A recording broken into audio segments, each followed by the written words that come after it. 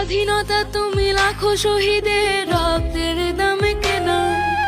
স্বাধীনতা তুমি দুঃখিনী মায়ের ত্যাগের সুতোয় বোনা।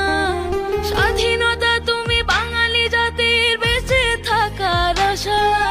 স্বাধীনতা তুমি বাঙালির মুখে মিষ্টি বাংলা ভাষা। আমি বাঙালি, আমি বাংলাদেশের গর্বিত সন্তান। আমি জন্মেছি এই বাংলাদেশে, রাখবো দেশে